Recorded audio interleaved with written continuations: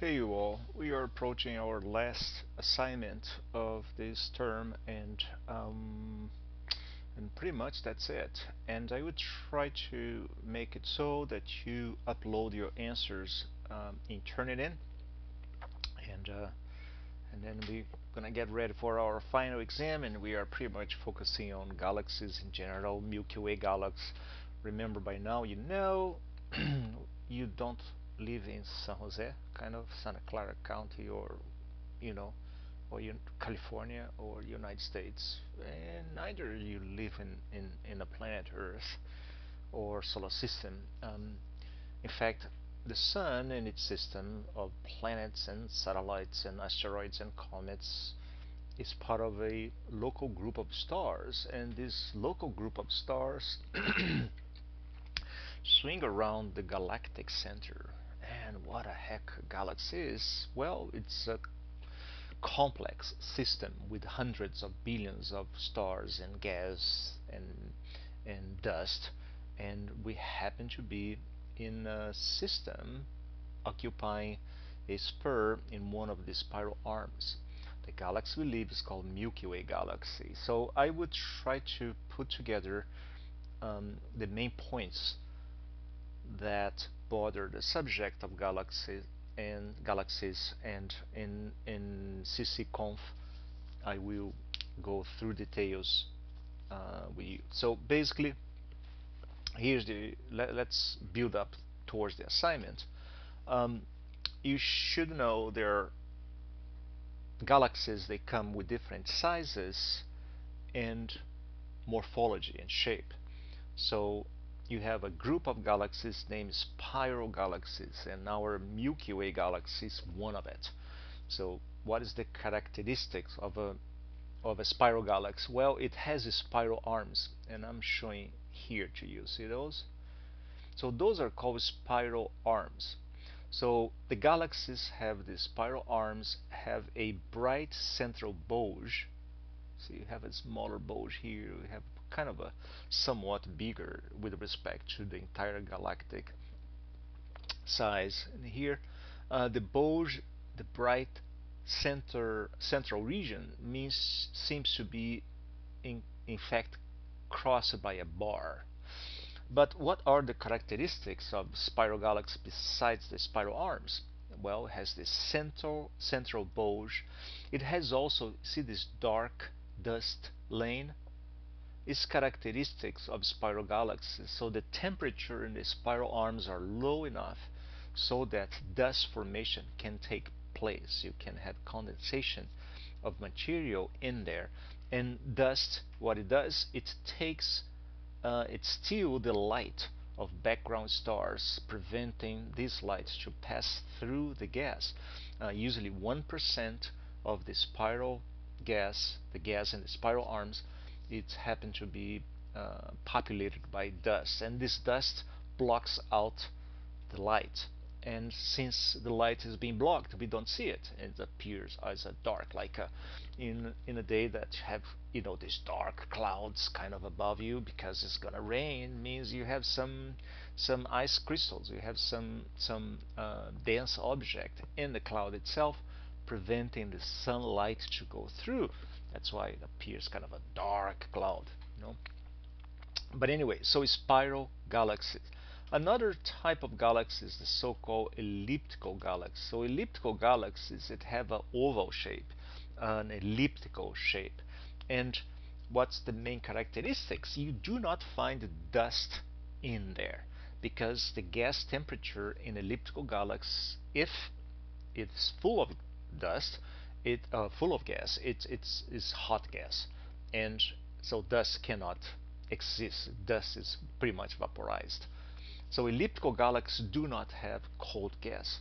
Therefore, elliptical galaxies do not host star formation. Right? Remember when we studied star formation, star forming regions require cold gas so that gravity can efficiently takes the gas and pull it in, creating baby stars. If the gas is hot, gas pressure will overcome gravity at any time, and then contraction will not take place. Right? So Elliptical galaxy, no star formation, oval shape. Another distinction, or another, let's say, characteristics that separate elliptical galaxies from spiral galaxies is that elliptical galaxies can be very small and very big. You can have giant elliptical galaxies and dwarf elliptical galaxies. And dwarf elliptical galaxies, you can see through them because they don't have a lot of stars in there. Um, so you can have these giant elliptical galaxies formed as a result of merging of galaxies. So several spiral galaxies merging, and as they do, stars don't collide. I know there are billions of stars, or hundreds of billions of stars, but they do not collide because they are too far apart. But the gas in them collide. And when the gas collide, the pressure and the density, the local density of gas increases because it's colliding, and it might trigger star formation. So spiral galaxies merging might create filaments of bluish. When you look with a filter, it appears the gas appears with a lanes, thus kind of a bluish lanes of gas, indicating star forming regions being created as a result of this merging and gas collision. Okay, so spiral, like our Milky Way galaxy, has a bulge, has spiral arms, has a halo, and elliptical galaxies has an oval shape, it's a smooth distribution of light from the center to the out edge of it, and it doesn't have star forming regions, it doesn't have spiral arms. In irregular galaxies, 50% of it is dust. Irregular means they don't have a regular shape, so they are not either spiral or they are not elliptical. And in fact, our Milky Way galaxy is a spiral galaxy that is colliding with the Magellanic Cloud, which is a irregular galaxy visible in the southern hemisphere. And now, the spiral galaxies can also have a further classification depending on the size of the bulge with the size of the galaxy itself. So spiral galaxies that have a large bulge and spiral arms wounded around that bulge, very compact, very densely compacted in there, are called SA, and when the bulge is smaller than the size of the galaxy itself, indicating the spiral arms are arching up and open up, then those are SC.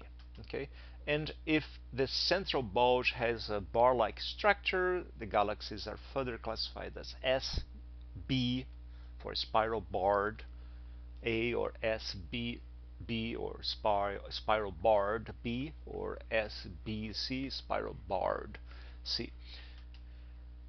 Um, Now, in the spiral galaxies, all the stars, they globally go in one direction, and that is another characteristics of that distinguish spiral galaxies from elliptical galaxies. In elliptical galaxies, the stars in elliptical galaxies seems to go in random directions. They don't obey a particular direction exactly. Okay. Um, what is this? Which of these is not a characteristics of elliptical galaxy? Stellar orbits go in all direction. Oh, that's a good for elliptical galaxy. Oval shape. That's a good for elliptical. Oh no, it's not. Okay, oval shape is a good one. Star formation, that's not good. So that would be your answer, right? Because elliptical galaxies do not host star formation. They can be big and small. Okay, so C would be an answer to that one. Now, spiral galaxies, as I mentioned, they do host star formation, which means they do have and they do show the presence of OB systems, OB stars. Remember stars, spectral classification of stars, OB, A, F, G, K, M, OB, a fine girl, kiss me, or OB, a fine guy, kiss me, depending on what you like, your preference, I don't care. But that's how you memorize this spectral sequence. I heard another one, OBA, no, where is it? O, let me see, I have to write down. O B A F G K M O Oh boy, an F grade kills me. That's another one to memorize. Do you like an F grade? Does it kill you? It shouldn't, right? So when we get an F, it's because something happened. Not a big deal. Just go ahead and get better prepared. There are no geniuses in the world. There are people who can organize their time and budget their time in a nice way and be organized. That's what qualifies somebody that can do things, and some of us who cannot do things. It's just budgeting your time and not procrastinating. Procrastination is a hell. It's terrible. Anyway, so go back to OB stars. So why OB stars can be seen in spiral galaxies, not in elliptical galaxies? Well, with spiral galaxies, they have OB stars because OB stars go quick in their evolutionary sequence. And we studied that. Remember that? It's like M stars, those red M stars, dwarf M stars. They don't have a lot of mass. It takes forever to undergo their evolutionary sequence. Remember, evolution, the rate in which evolution takes place depends on mass. Massive stars go quick; they die quickly, and low mass stars take longer time to evolve. Can we translate that physical fact into human lives? I don't know, but it's good to take care of our whatever we eat, and right, we don't want to accumulate a lot of fat in our body. It's good, some of it, but not a lot. So OB stars, they evolve quickly. They go quick through evolution because they are massive stars, and which means if you see OB stars in spiral galaxies, it means they were recently formed. Otherwise, they would be gone. You know, galaxies were formed in the beginning, first billion years of the universe life, 13, 14 billion years ago. Galaxies were formed and they have been evolved since then. So there is no more galaxy formation as it is now, and as it stands now, which means if you see OB stars, which means there is a recent process of star formation in there. Um, why spiral arms are formed? Density waves, most of it triggered by interactions among other spiral galaxies. There is an astro tour at the end of this presentation, and I would like you to see it. And as the animation goes, observe how spiral arms get more defined, and they grow more efficiently when the galaxies get close to each other, and then interaction, gravitational, tidal forces kicks in and making these tidal arms, these spiral arms, more of a grand design shape, very well defined, symmetric, beautiful, cool. Um, so, and the last thing that I would like to mention is dark matter. So when you observe galaxies and you see galaxies out there, what we are really seeing is light produced by protons, not neutrons, but the interaction of atoms, basically, right? Interaction of light and atoms, and or excitation and disexcitation of atoms. But basically, we are talking about protons, neutrons, electrons, and light. Okay, so if you add up together all this material, it doesn't explain the orbital motion of stars we see in a galaxy. And one of the astro tours will teach you and explains this quite well. What happened is when we observe the orbital motion, the velocity of stars in our galaxy, the velocity does not change much as you go away from the galactic bulge. In our solar system, when you look at Mercury, Venus, Earth, Mars, Jupiter, Saturn, Uranus, and Neptune, the speed, the orbital velocity, the speed in which these planets go diminish as you go away from the sun, because the gravitational force, um, the gravitational force, how gravity, um, I mean, the orbit is not a circular orbit, but just to make it our mind work better, imagine the orbit as being nearly circular, and then there is a tight anti-correlation between velocity and distance. So the closest the planet is, the faster the highest the speed of the planet is as it circles the star. And planets that are further out, like Neptune, it goes with a speed much less than that of Mercury. So Earth goes 30 kilometers per second because of the distance Earth has with respect to the Sun, and is a velocity that is less than that of Mercury. Okay, so this is Kepler's law, this is Newton's law, this is how we understand gravity, and using these laws, astronomers and astronauts have been able to send probes with a very good precision to several objects in our solar system. So it works, it does work. But when you observe stars in our galaxy, this diminishing speed is not obeyed, because stars that are further out, they go with nearly the same speed. So which means the galaxy might have some clusters of material or materials somewhere around the halo that pulls the star in such a way that increases or force its orbital speed to go up, to increase. So since this matter is not visible, it is called dark matter.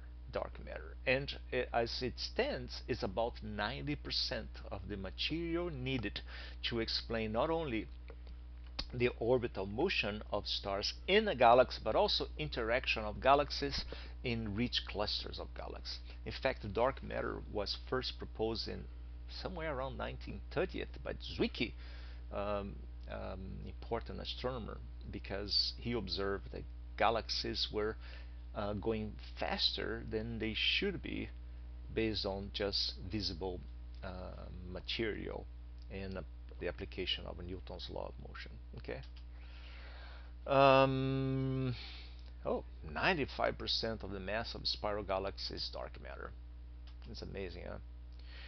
How do we know that galaxies are mostly dark matter? Stellar orbitals are faster than expected from the gravity of the stars alone. This is good. We see dark lanes in spiral arms. No, no, no, no, no, no, no. Why do we see dark lanes in spiral arms? Because of dust. It has nothing to do with dark matter. Dust is not dark matter. Dust is something we know. I know dust. I'm looking at my table here. It's full of dust. I know what that is. I can smell, I can taste, I can find the composition. But dark matter, in fact, astronomers and physicists are trying to find what that is. Good candidates of dark matter is called WIMPs. WIMPs. W-I-M-P.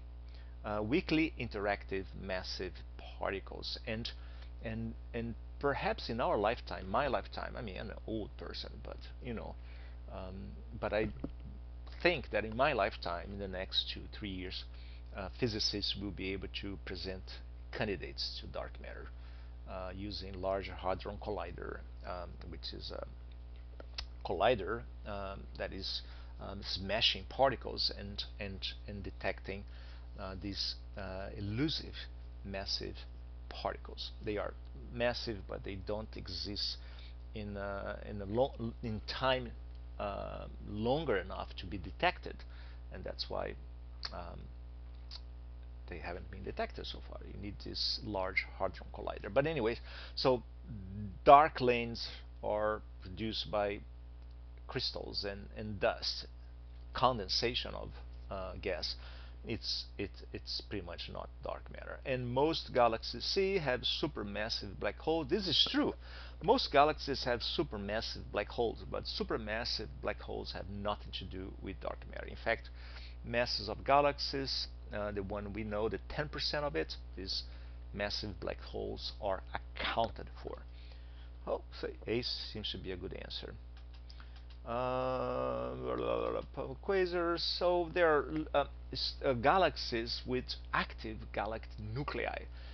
They are the Seyfert galaxies, radioactive galaxies, and all these crazy luminous and very energetic objects or galaxies like quasars, Seyfert, radioactive galaxies creating radio lobes.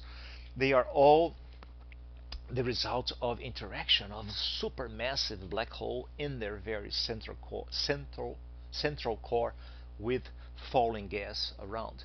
So as these galaxies evolve, the amount of gas surrounding these holes diminish, and therefore less activity is detected.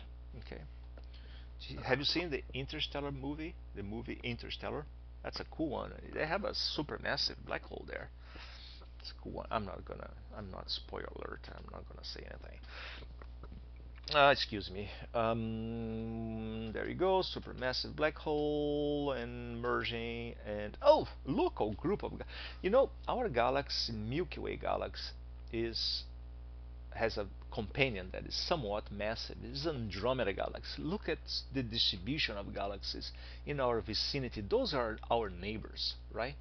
The big galaxies in our neighborhood are, okay, ourselves, Milky Way, and Andromeda Galaxy right here. See that little thing? Let me show you. I think I have it here. Let me bring just a second. Okay, back here with the Starry Night software that I'd like to show you. So which day is this? This is December 21st. Why not today? I'd put it today. Well, December 21st is fine.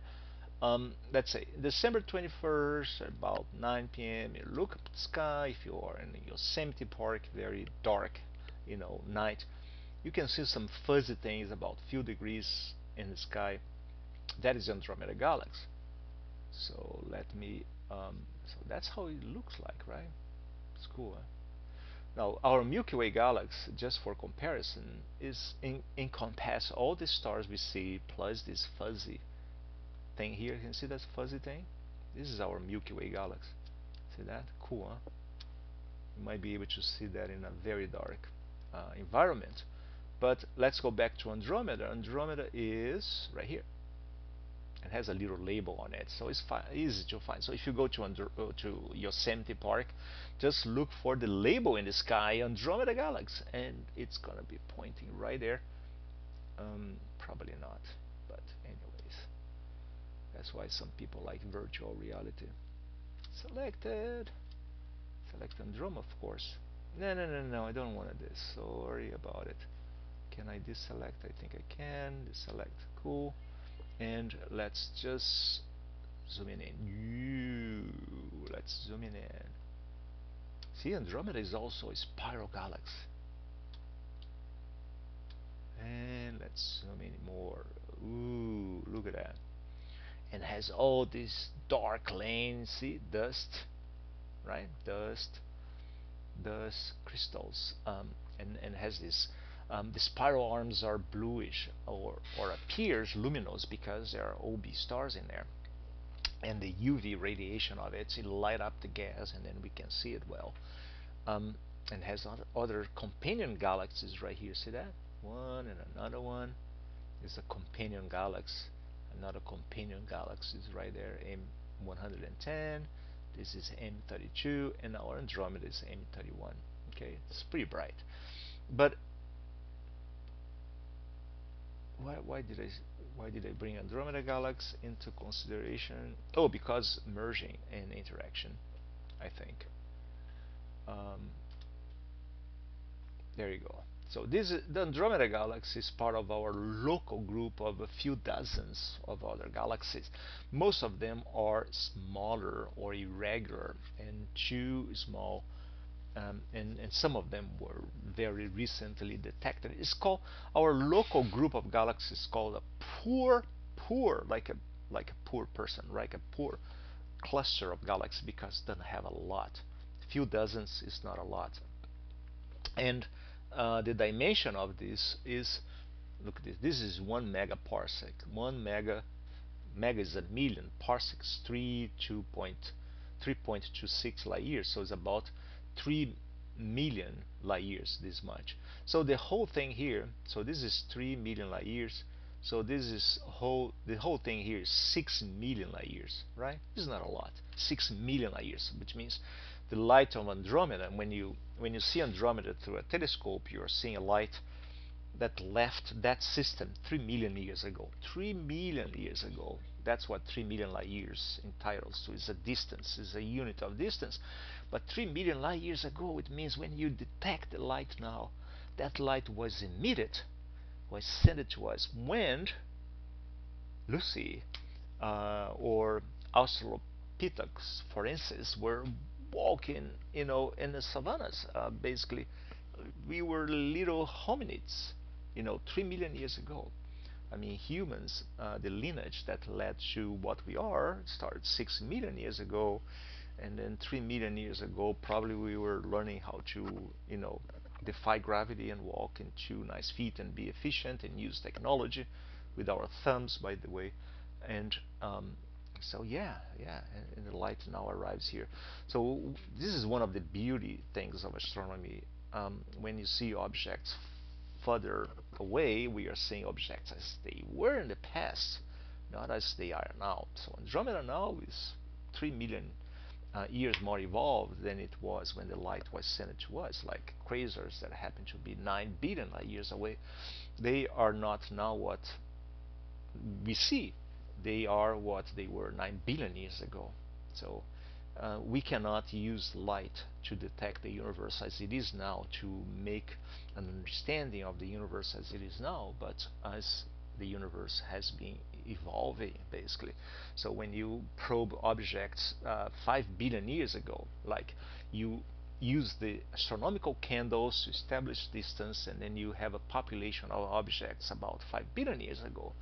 So can you tell exactly what they are? No, we can use that information to find out how the universe was 5 billion years ago. It's kind of a time machine. It's not a real time machine because we cannot see our Milky Way galaxy as it was in the past, right?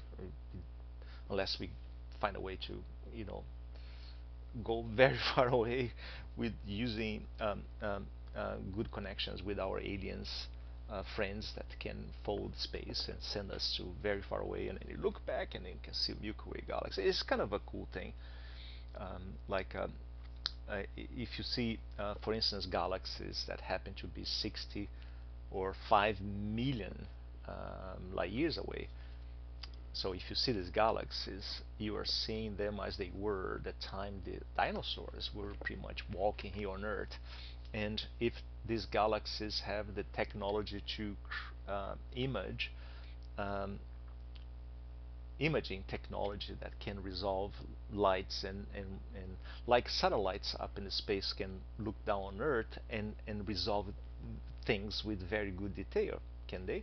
So imagine there is a civilization in a galaxy far away, 65 million light years away, that has this capability of using technology to image things as they were, not in the star but in the planets around the star. So some of these aliens looking back and find our planet Earth and say, okay, what the heck dudes live in this planet? They would find dinosaurs, right?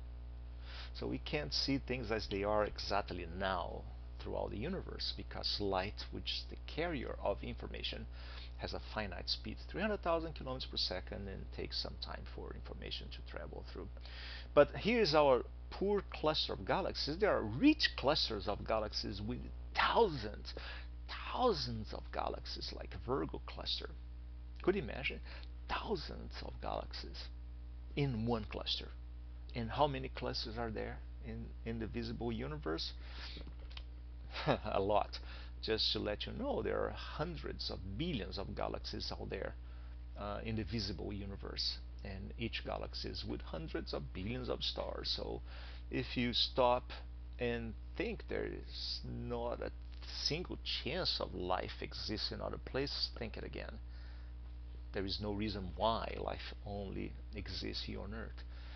Life could take different shapes and forms. Um, Probably it's not going to be as cool as we are, right? If you think we are a cool species, probably there are more, you know, different types of species out there. But this is our local cluster of galaxies.